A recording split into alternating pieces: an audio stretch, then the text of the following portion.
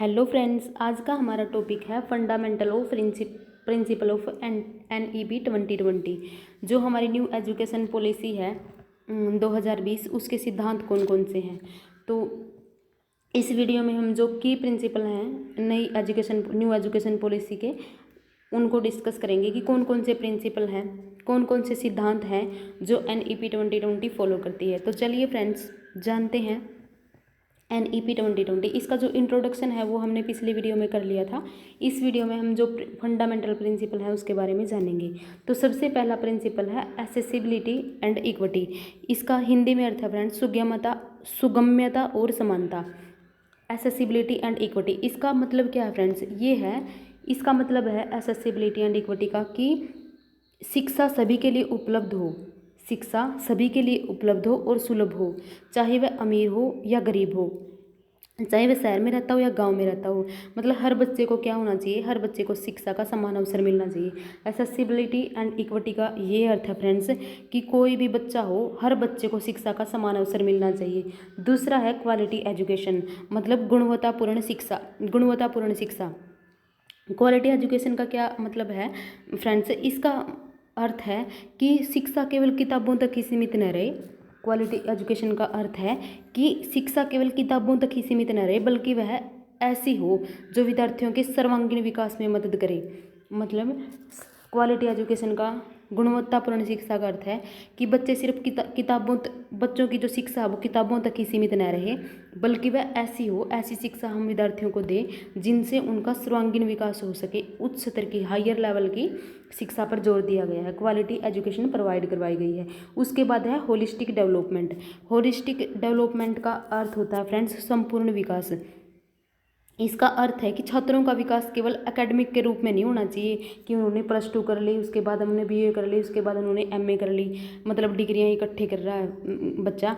Holistic development का अर्थ है friends कि छात्रों का विकास केवल एकेडमिक रूप से नहीं, बल्कि शारीरिक, मानसिक और भावनात्मक और नैतिक रूप से भी होनी चाहिए। मतलब बच्चा शारीरिक रूप से, मानसिक और भावनात्मक, इमोशनली और नैतिक, मतलब हर प्रकार का डेवलप होना चाहिए बच्चे का, हर प्रकार के गुण आने चाहिए बच्चे में। उसके बाद है मल्टी डिसिप्लिनरी अप्रोच, बहुविषयक दृष्टिकोण। मल्टी डिसिप्लिनरी अप्रोच मतलब बहुविषयक दृष्टिकोण।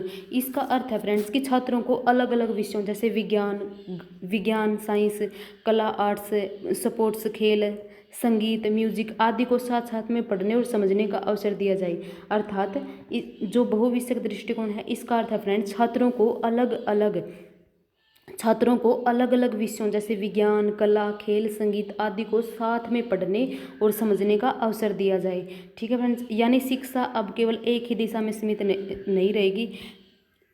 उनका अलग अलग, मतलब मल्टी डिसिप्लिनरी अप्रोच, बहुविषयक दृष्टिकोण, मतलब हर प्रकार से बच्चे का डेवलपमेंट होगा। बच्चों को विज्ञान के साथ साथ कला, खेल, संगीत आदि, मतलब उनके साथ साथ हर सब्जेक्ट को पढ़ने के साथ साथ खेलों में, संगीत में, हर दिशा में बच्चे को मतलब जागरूक किया जाएगा। तो यानी शिक्षा केवल एक दिशा में सीमित नहीं होगी, अलग अलग डायरेक्शंस होंगी एजुकेशन की। अगला है हमारा फ्लेक्सिबिलिटी एंड चॉइस। और चॉइस मतलब लचीलापन और चयन की स्वतंत्रता। फ्लेक्सिबिलिटी एंड चॉइस मतलब लचीलापन और चयन की स्वतंत्रता। इसका क्या अर्थ है फ्रेंड्स? फ्लेक्सिबिलिटी एंड चॉइस का इसका अर्थ है कि विद्यार्थी अपनी रुचि के अनुसार विषय चुन सके और ज़रूरत पड़ने पर कोर्स बदल सके। मतलब ये नहीं है कि बच्चे ने आर्ट्स चुन लिया, अब उसका आर्ट्स में मन नहीं लग रहा तो मतलब किसी भी दूसरे सब्जेक्ट में नहीं जा सकता था। इसका अर्थ है फ्रेंड्स कि अगर बच्चे का मन कर रहा है कौन सी दूसरी साइड में जाने का, अगर बच्चा कॉमर्स के साथ साथ आर्ट्स भी पढ़ना चाहता है, तो पहले फ्रेंड्स को, अगर कॉमर्स वाला बच्चा है उसको आर्ट का कुछ भी उसके लिए वैल्यूएबल नहीं था। लेकिन अब जो NEP 2020 आई है फ्रेंड्स, इसमें है फ्लेक्सिबिलिटी एंड चॉइस। अगर कॉमर्स के साथ साथ बच्चा आर्ट्स के सब्जेक्ट भी पढ़ना चाहता है तो वो पढ़ सकता है। ये है फ्लेक्सिबिलिटी एंड चॉइस। यानी अब मतलब एक बार जो चुना है वही विषय वाली बाध्यता नहीं रहेगी। कहने का क्या मतलब है कि हमने अगर कॉमर्स को चूज कर लिया तो हमारे ऊपर ये बंधन नहीं रहेगा कि हमें सिर्फ कॉमर्स ही पढ़नी है, हम आर्ट्स के सब्जेक्ट नहीं पढ़ सकते। ये है फ्लेक्सिबिलिटी एंड चॉइस। अगला है टेक्नोलॉजी इंटीग्रेशन। इसका हिंदी में अर्थ है फ्रेंड्स प्रौद्योगिकी का समावेश, टेक्नोलॉजी इंटीग्रेशन, अर्थात शिक्षा प्रणाली में आधुनिक तकनीक जैसे digital classroom, online learning, smart tools आदि को शामिल किया जाएगा ताकि शिक्षा अधिक प्रभावशाली और आधुनिक बने। पहले जैसे ब्लैक बोर्ड पे पढ़ाते थे, अब वो बढ़िया बढ़िया टेक्नोलॉजी आ गई, डिजिटल क्लासरूम बन गए, ऑनलाइन लर्निंग होने लगी, स्मार्ट टूल आदि को शामिल किया जाएगा ताकि शिक्षा अधिक प्रभावी और आधुनिक बन सके। आई होप आपको फंडामेंटल जो NEP के फंडामेंटल प्रिंसिपल है वो समझ में आ गए होंगे फ्रेंड्स। पहला है accessibility and equity. Accessibility and equity, इसका अर्थ है फ्रेंड्स सुगम्यता और समानता, अर्थात सभी बच्चों के लिए शिक्षा, हर बच्चे को शिक्षा का समान अवसर मिलना चाहिए। क्वालिटी एजुकेशन, गुणवत्तापूर्ण शिक्षा केवल किताबों तक ही सीमित नहीं रहे बल्कि ऐसे विद्यार्थियों के जो विद्यार्थियों के सर्वांगीण विकास में मदद कर सके। उच्च शिक्षा के स्तर पर जोर दिया गया। अगला है होलिस्टिक डेवलपमेंट, मतलब संपूर्ण विकास है। कहने का क्या मतलब है कि बच्चे का सिर्फ एकेडमिक डेवलपमेंट ना हो बल्कि बच्चे का शारीरिक, मानसिक, भावनात्मक और नैतिक रूप से भी होना चाहिए। मल्टी डिसिप्लिनरी अप्रोच फ्रेंड्स, बहुविषयक दृष्टिकोण का अर्थ यह है कि यानी शिक्षा एक ही दिशा में सीमित न हो। फ्लेक्सिबिलिटी एंड चॉइस का अर्थ है फ्रेंड्स लचीलापन और चयन की स्वतंत्रता, अर्थात लचीलापन और चयन की स्वतंत्रता, अर्थात एक बार मतलब हमने विषय चुन लिया वो हमारे लिए बाध्य नहीं है कि हमें वही पढ़ना पड़ेगा।